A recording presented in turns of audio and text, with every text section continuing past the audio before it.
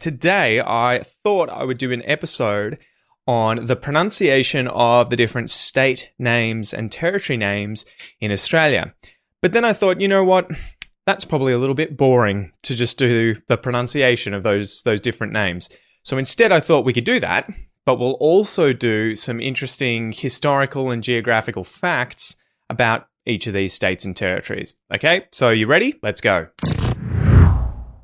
Before we get into it, I should probably tell you a bit about Australian Federation. So obviously, as you'll probably know, Australia was owned and colonised by Indigenous people a very long time before Europeans got here, for about 60,000 years. And then Europeans got here in the 1600s. They were kind of sniffing about, right, with the Dutch and a few other Brits. And then Captain Cook came in the 1770s, claimed the land for the king at the time in Great Britain, King George III. And then another 18 years later, we had the first fleet come out in 11 ships with the first settlers and convicts who were going to colonize Australia. So during that period, we had obviously Indigenous history for the majority of it. Then we had the Europeans arrive in the late 1700s. And up until 1901, the Europeans that were in Australia weren't in states or territories.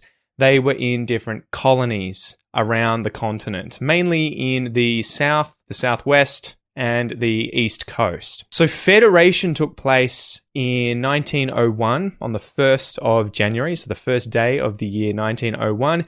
And this was effectively where the 6 different self-governing colonies, including Queensland, Victoria, New South Wales, Tasmania, South Australia, and Western Australia, all got together and agreed to unite and become the Commonwealth of Australia. So that's when they became different states, and the territories were sort of added later, okay? But we will get into that a little bit in this episode. Whew, okay, so background information over. It's about 1901. Now let's move forward. So number 1, let's start with New South Wales. New South Wales. So say it with me a few times and then we'll go through some facts. New South Wales. New South Wales. So New South Wales is found in the southeast of the continent, along that eastern coast there. It is where Sydney is found. This is where the first place that Australia was colonised. It's surrounded by the states Queensland to the north, South Australia to the west, and Victoria to the south. The ACT, or Australian Capital Territory, which we'll get to in a bit, is found within the borders of New South Wales in the southeast portion of the state. So New South Wales is home to the first colony that Great Britain set up with the arrival of the first fleet in 1788. And this happened in Sydney, right, in Port Jackson. In the year 1770, Lieutenant James Cook, captain of the HMB Endeavour, claimed the eastern portion of Australia for the British Crown, naming the whole thing New Wales, but then later changed the name in his journal to New South Wales. Guess it had a better ring to it. Strangely, we still don't know why James Cook decided to name this part of Australia after Wales. No one's got the foggiest idea why he did that. 18 years later, in 1788, the first fleet arrived in Sydney Cove, which would become Port Jackson, where Sydney is today. These were 11 ships carrying the first settlers and convicts and soldiers that would make up the first colony in Sydney. So New South Wales is home to some of the first Indigenous people that ever enter written history. So we hear about people from the Euroa clan like Bennelong, who was a sort of go-between between Arthur Phillip and the Indigenous people and was one of the first people to be taken to Great Britain. And then other Indigenous characters like Pemulwuy, who was a man who set up a sort of guerrilla warfare with the first colony and sadly ended up being killed by the Europeans, but put up a bit of a fight for a while. New South Wales has 32% of the entire population of Australia, which is just over 8 million people. The state flag was adopted in 1876, and it's based on a defaced or changed British blue ensign with a badge on the right-hand side, which comprises a white disc with a cross of St. George, a golden lion, par Saint Gardon, in the center of the cross, and an 8-pointed gold star on each arm of the cross. Let's go to number 2, Queensland. Queensland. So say that with me. Queensland. Queensland. And sometimes you might hear it referred to as Queensland. We use that schwa sound. Queensland, Queensland. But I'd probably say Queensland. So Queensland is found in the northeast of Australia, and it has borders with the Northern Territory, South Australia, and New South Wales. So Queensland was inhabited by Aboriginal Australians and Torres Strait Islanders for tens of thousands of years before the first Europeans arrived. The first European to lay eyes on Queensland was actually a Dutchman, not a British sailor or colonist. It was Willem Janszoon, and I probably butchered his name there. He first landed on the west coast of the Cape York Peninsula back in the year 1606. Queensland is also world-renowned for being the home of the Great Barrier Reef, which is a huge coral reef comprising about 900 islands and which extends 2,300 kilometers down the northeast coastline of the state. It's the largest coral reef in the world, though it is relatively young at only about 600,000 years old, with the most modern part of the reef being formed only 8,000 years ago after the last ice age. Queensland was actually originally New South Wales, and it separated from the state back in 1859 and was named in honour of, you guessed it, Queen Victoria. Though as the state of Victoria was already named, I guess they just decided to take Queen and run with it. Queensland is home to approximately 20% of the Australian population and just over 5 million people. Though to be fair, the rest of Australia doesn't really consider them human. Damn! The state flag is also on the blue ensign, and it includes a light blue Maltese cross with an imperial crown on the centre of the cross. It dates back to 1876, though the final alteration to the flag was made in 1901. Number 3, South Australia. South Australia. Say that with me. South Australia. South Australia. South Australia is located in the middle of the continent in the south. You got it. The name gave it away, I think. And it shares borders with every other state and territory in Australia except Tasmania and the ACT. It includes some of the most arid parts of Australia, and despite its large area, it's only home to 7% of the population, about 1.77 million people. One of the biggest tourist attractions in South Australia is Kangaroo Island, which was devastated by the bushfires in 2019 and 2020, and ironically, is more famous for its koalas than its kangaroos. This is also the home of the namesake of South Australia, the London-founded South Australian Company, which was set up in Kingscote on the island back in the year 1836. South Australia's rugged southern coastline includes the east portion of the Great Australian Bight, which is characterised by dramatic steep cliffs and raging rough oceans. The state flag is on a blue ensign and includes a gold disc featuring a piping shrikebird with its wings outstretched. It was officially gazetted in 1904. Number 4, Tasmania. Tasmania. Tasmania. Say it with me. Tasmania. Tasmania. Home of the second oldest Great British colony and originally named Van Diemen's Land. It's widely renowned for originally having Australia's worst penal colony jail, where the most rebellious and hardened criminals were sent back in the day to suffer and anguish whilst carrying out forced labour. Tasmania was named after the first European to set eyes on the island, Dutch explorer Abel Tasman, who first saw it back in the year 1642. It was also the location of one of the most shameful parts of Australian history, where the worst genocide of Australian Indigenous people took place in the 1800s in a period known as the Black War. Tasmania is today home to 2% of Australia's population, about 0.54 million people, most of whom are related to one another, and massive bogans. Darren from Tassie, and I want to be the biggest bogan in Australia. That was a joke, Tasmanians. Don't come and slash my tyres, okay? The Tasmanian state flag is a blue ensign with a red line passant in the centre of the disc. I don't know why I'm saying that with a French accent, but it's a French word. No one knows why the line was chosen, but it's assumed that the red line is in reference to Great Britain. The flag has remained largely unchanged since 1875. Number 5, Victoria. Victoria. Victoria. Victoria. Victoria is home to Australia's best city, Melbourne, at least according to the world's most livable city vote that seems to take place every year and loves to choose Melbourne. So I think we lost last year.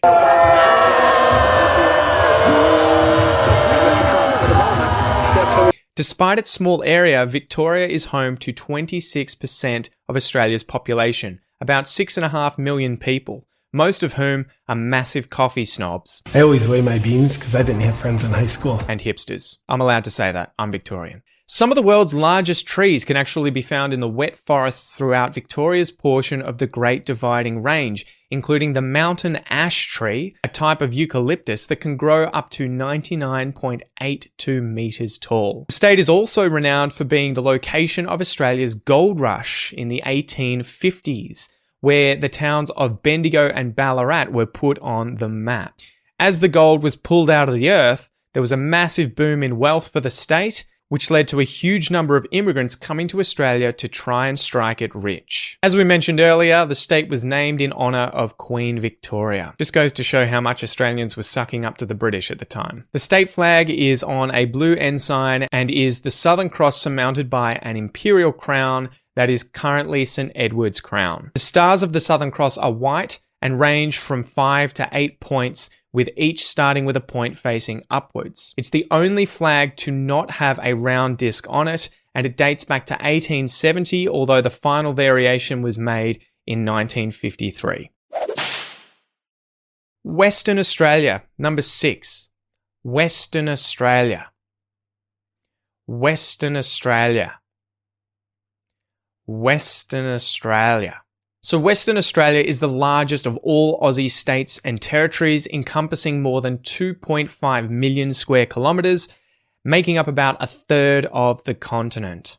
It's home to much of Australia's mining industry, largely iron ore, which underpins the massive wealth of Australia's richest person, woman Gina Rinehart, reportedly worth about 23 billion American dollars. The state is also home to Australia's oldest known Indigenous rock art, a painting of a near life-size kangaroo, about 2 meters in size, from the Kimberley region. It dates back over 17,000 years, and you can still go and see it as long as the mining companies haven't blown it up yet. They did that earlier last year to a few places. Do a Google search. Not kidding. Originally called the Swan River Colony, in 1890 the government changed its name to the Colony of Western Australia.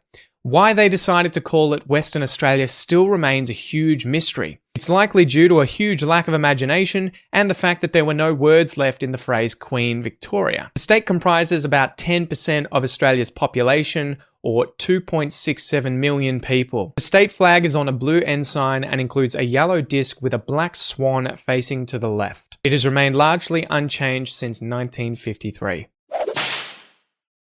Okay, now it's time to do the territories. Let's start with the Australian Capital Territory. Say that with me. The Australian Capital Territory.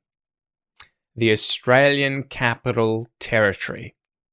We often shorten this, for obvious reasons, to just ACT. The ACT. The ACT. So the territory of the ACT was transferred to the federal government by New South Wales back in the year 1911.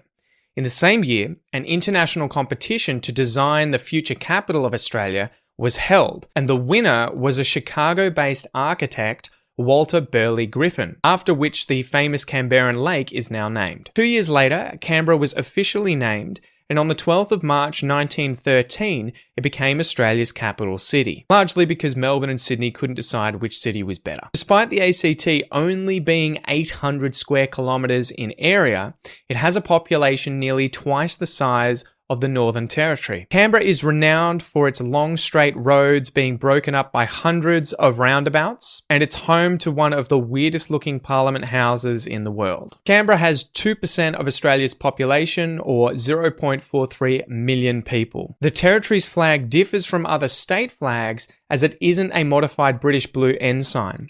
It displays the Southern Cross on the left third of the flag, with a blue background, whilst the other 2/3 of the flag comprise a yellow background with a modified coat of arms of the Australian Capital Territory. Although the ACT has existed since the year 1909, it wasn't self-governed until 1989 and didn't have a flag of its own until 1993. The second territory, which is part of Canberra, right? It's part of the ACT, so this is kind of a 2-for-1.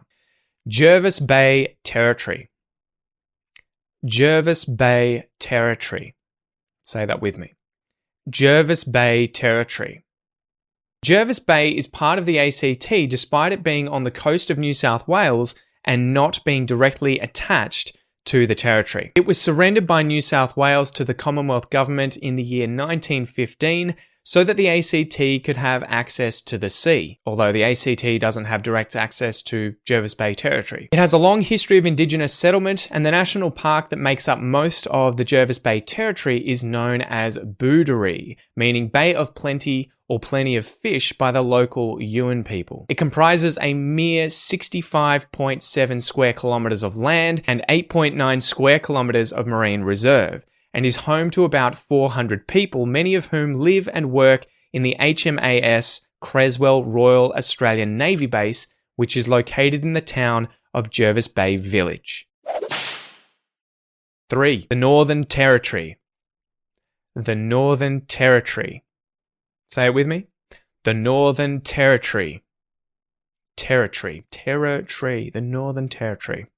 So the Northern Territory is obviously in the north of Australia, and it is wedged between Western Australia and Queensland, but also shares a border with South Australia to the south, as you guessed it. The Northern Territory is home to a great deal of linguistic diversity in Indigenous Australians. The Indigenous people, interestingly, have been in this area of Australia for more than 60,000 years, but for a few hundred years before the end of the 18th century, they were in contact with Makassar Indonesian traders where they traded trepang or sea cucumber. The Northern Territory is home to some of the most remote country in Australia, including the amazing tourist attraction Uluru. And the population of the territory is tiny and concentrated in coastal regions and along the Stuart Highway. Residents of the Northern Territory are often known as Territorians or Northern Territorians, but informally, they divide themselves into two camps, top-enders and centralians. They're also renowned for having a very dirty sense of humour. See you in the NT. The Northern Territory is home to about 1% of the Australian population, or about 0.25 million people. The Territory's flag was adopted in 1978, despite the Northern Territory being in existence since 1911. Like the ACT flag, the Territory flag differs from other Australian state flags as it doesn't include the British blue ensign. The flag's colours consist of the official Territorian colours, black, white, and ochre, and it's the only flag to not include blue in Australia. The left third of the flag is black with a white Southern Cross, and right 2/3 of the flag include an orange background with a stylised Sturt Desert Rose, the Territory's emblem since 1961, with 7 white petals and a black 7-pointed core. The 7 petals are representing the 6 states of Australia and the Northern T. Too bad, ACT. Australia is also home to a number of other external territories, including places like Christmas Island and the Coral Sea Islands, but we'll save those for another video. Let's recap quickly on the pronunciation of Australia's states and territories. So repeat after me. New South Wales. New South Wales. Queensland. Queensland. South Australia. South Australia. Tasmania. Tasmania. Victoria. Victoria. Western Australia. Western Australia. The Australian Capital Territory. The ACT. Jervis Bay Territory. Jervis Bay Territory. The Northern Territory. The Northern Territory. Great work, guys. I hope you enjoyed this episode. Sorry to all the Australians who got offended. Hopefully you got some of the jokes in there. The whole point was sort of to poke fun at all of us. Anyway, if you want to listen to this episode, guys, as a podcast, make sure to check out the Aussie English Podcast, the #1 podcast for anyone and everyone wanting to learn Australian English. Besides that, guys, thanks again. See you next time.